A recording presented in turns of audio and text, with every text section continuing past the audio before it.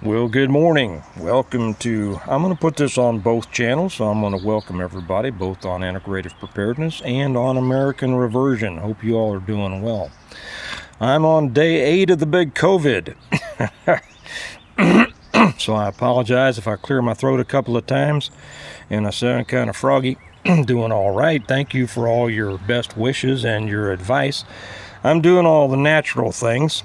I'm drinking some coffee right now with some diatomaceous earth in it. For those of you who are familiar with that stuff, it's good stuff. I'm hanging in there. I'm going to pause just a second. Sorry I had to clear my throat big time. I'm not going to make you all listen to that any more than absolutely necessary. Not quite ready to jump in the cage with Conor McGregor, but I'm holding my own. Thank you. Again, did I already say this? I got kind of a brain fog on this. Thank you for all of your best wishes and your advice and things like that. I want to talk today about to what extent, if any, should we obey the edicts, the laws, the whatever of a corrupt government. I know this is something that's on a lot of our minds, has been for a long time, has been on my mind since the 70s. Probably the same with all of you. And so that's what I want to talk about a little bit today. And what I'm going to ask is, I'm really interested in all of your all's comments. Now, for anybody who's new here, and welcome to all the new people, I do have a request and kind of restrictions on the comments, and not restrictions on thoughts, but on how we present them, especially when we get into areas like this. This is a very, very touchy, very important areas. We have to be careful on how we express things so that we don't jeopardize our continuing ability to express our opinions, right? Okay. Yeah, we shouldn't have to, but we do. It's the world that we live in, and you have to deal with the realities rather than the way that we wish they were. And to a great extent, those people who have been able to do well under an oppressive situation, or oppressive government, whatever, are the ones who found ways to do that. Okay, doesn't mean that we shut up. It means that we are circumspect in how we express ourselves. And so I'm very interested to hear all of your all's opinions on this as I put out what I want to put out today. Just be very careful on what, we're not going to talk about overthrowing anything improperly or any violence or anything like that. And here I'm always I always claim to have the smartest commenters in YouTube land, and you all prove that every time. So I think you're going to be able to express your opinions without going over that line. If any do go over the line, if you meant to, don't do it. Because I will get rid of the comment. If you go over the line by mistake, I'll apologize up front for having to take it off if I think that it's kind of gone over a little too far. Hope that you come back and try to redo it. Thank you. By the way, I have forgotten. I've been off my feed here, like I said, for a few days, and the last couple, people pointed out, hey, you didn't talk about your sponsor and who this was brought to you by. And I want to thank Doc Galt. Jumped right in, and he filled in the empty that I left here, and he says, hey, since Steve didn't do it, I'm going to jump in and say that this was not brought to you by Sandy Hook Promise or any other liberal-leaning sponsor or anything like that. This is brought to you by the Stonemont series. Okay, the Stonemont series, starting with the reversion, the revival, the renewal, an appeal to heaven, and the blessings of freedom. These are my books, the books that I wrote about rebuilding from a collapse of our country. Now, in this case, it was from an EMP or CME. I got to read the books to find out what. But the basics are the same. It's a matter of preparing for a collapse of the country, a kind of a text on how to get through it, how to live through it, and how to come out the other side. And these are available on Amazon, and I put the links right down here. It's about life, how life ought to be, how government ought to be, how families ought to be, how communities ought to be. The basics, and I'm sorry, I am dealing with this fog. The words aren't coming to me exactly right today. The principles and values on which we should base those things, and on which our country was based and has certainly fallen away from. I'm going to be reading something about that in a minute. So the way to get these either through Amazon or autographed copies from me is right down here in a pinned comment and in the information section. And this is also brought to you by the Second Amendment. The amendment that enforces and supports all of the others, right? Yeah. So, Doc, thank you for stepping in, taking care of that for me when I forgot. Should we obey the directives, the laws, the edicts, the whatever of a corrupt government? Our founders tell us what to do on that. By the way, I'll throw this in. Have you all been keeping up with the latest on Uvalde? It gets more disgusting every day. I've put a few things up over on the Patreon channels of each of the channels, I think. It's certainly not exhaustive because you all can find that for yourselves. I suggest that you follow this situation closely, because a lot more is coming out every day. There are several investigations going on about this, and I and others came out the very first day, those of us with experience in these things, and said this is a mess, this is a disgrace, and it is. It is. And you know, experience allowed us to see that right off, and we called it, but you know, not even, I didn't know exactly how bad it was at the time. I just knew they were covering a bunch of stuff up because of how they were acting and what should have been done. See, some of us know what should have been done, and it wasn't done. Well, keep up on this, because this is a good example of what we're talking about with the government overall. That the people down there in Uvalde depended on the government to do what the government should do. And I don't care what they say about the Supreme Court has said there's no duty to protect or anything like that. That you know, that flies in the face of every person with any sense of personal responsibility towards others. And law enforcement should go into the job with a feeling that it is their duty, regardless of what a bunch of black-robed lawyers say, that it is their duty to protect those who can't protect themselves. Okay, I'm not going to get off onto that, but this was the perfect example of people who depend on the government and then do what the government tells them to do, such as keeping them from responding themselves to the problem. Okay, just came out today about Officer Ruiz. I guess he was one of the school officers who was called by his wife. This was in today's news, I guess. She said, "I've been shot, I'm dying." He responded to the school. Law enforcement stopped him, disarmed him, and kept him from responding to his dying wife. Those who haven't been in that situation will be able to come up with all sorts of excuses by saying, "But policy says," "But they shouldn't have done that." If you haven't been in that situation, I encourage you to be quiet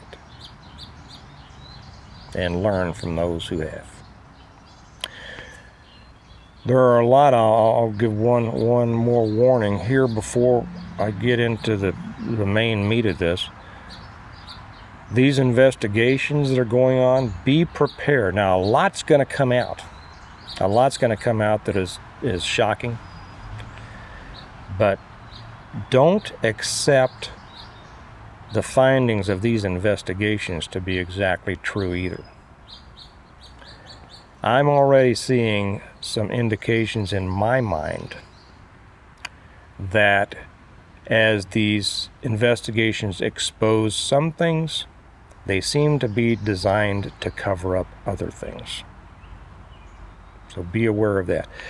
You never get the entire truth out of any of these things. Now, to our main issue today.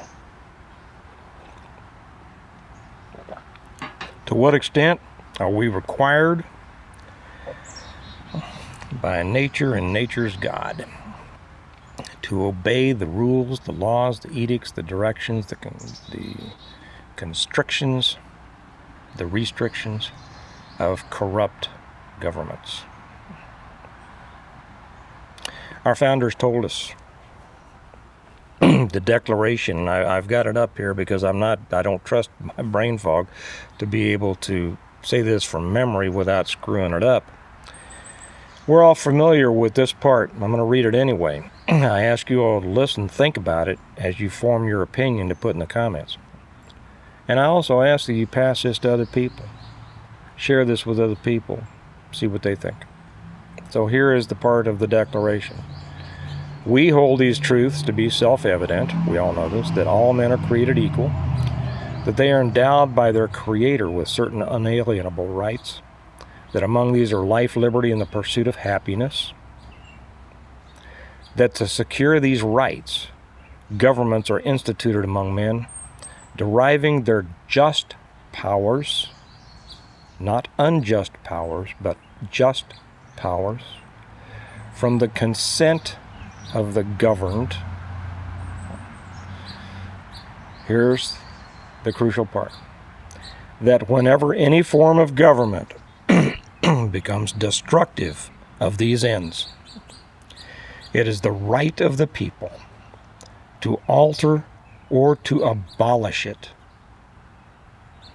and to institute new government, laying its foundation on such principles and organizing its powers in such form as to them shall seem most likely to affect their safety and happiness.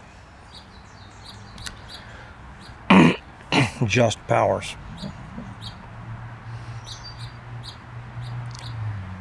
When any form of government becomes destructive of these ends, the right of the people to alter or to abolish it. When a government becomes thoroughly corrupt. So corrupt that the remedy provided by our founders is no longer possible in a political way. What is the appropriate response? What is the right path for us to be on? Should we continue to obey the laws and restrictions and edicts of corruption?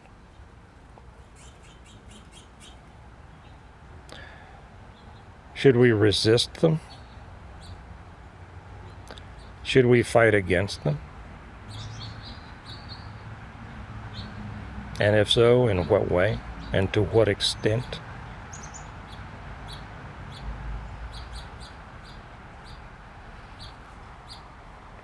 I know that's quite a question. Each of us has our own answer. Many of us probably share the answers. Our founders showed us what they decided. The corruption of our government has done everything it can to ensure that we can't do the same. Does that mean we can't do the same?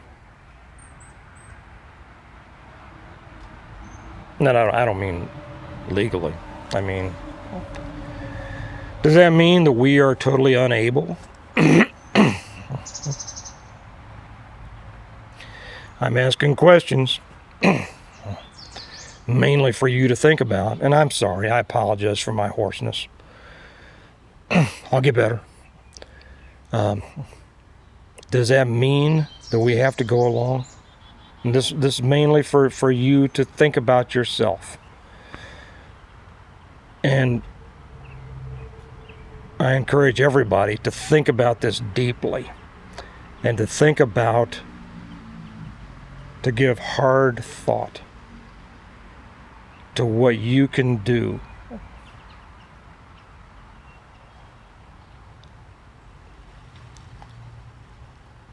to not support the corruption and a corrupt system, and how we're able to correct it. Here we live in a world that I can't speak plainly, or the words won't get out. But you understand what I'm talking about, right? You understand what I'm talking about. We're coming to a real interesting time. I talked about that the other day. Leading up to this election, and probably after this election, and after this Supreme Court decision is handed down, I believe this country is going to explode. It's going to be very dangerous. But like I've said before, and like, you know, I didn't invent it. Many of you have heard this. What do they say? The Chinese or the Japanese, I don't know what, symbol for danger and opportunity is the same. And I don't know that to be true because I don't speak either Chinese or Japanese. And I don't read it either. But if that's true, it sounds good. That within the danger lies opportunity. Within turmoil lies opportunity. Within chaos lies opportunity. They're going to bring the chaos. They want the chaos. We don't. But we have to be smart. And we have to be able to function in chaos and use that chaos to bring about whatever improvements we think are necessary. I think these are going to be some of the most interesting times in America's history. And maybe we were made to be here to be a part of it. If so, so be it. I'm feeling a little tired, so I'm going to go ahead and wrap this up. But I really want to hear what you all have to say about this. And like I say, share this with your friends and ask their opinions, and start talking about what you can do. Start thinking about and then talking about with your friends what you can do to take this thing back where it needs to be, or start over again. Okay.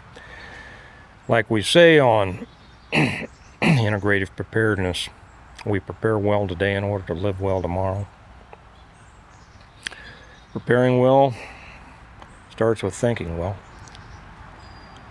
And what kind of well we live tomorrow depends on what kind of well we prepare today.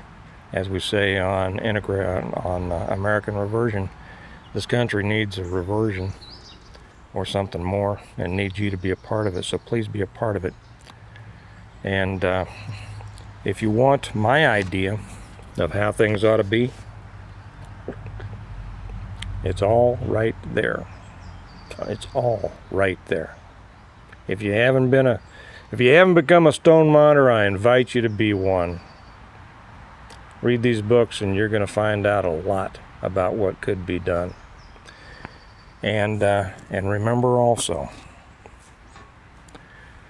that these weren't just words. This was an admonition. You all have a good day. I'll talk to you tomorrow. Bye-bye.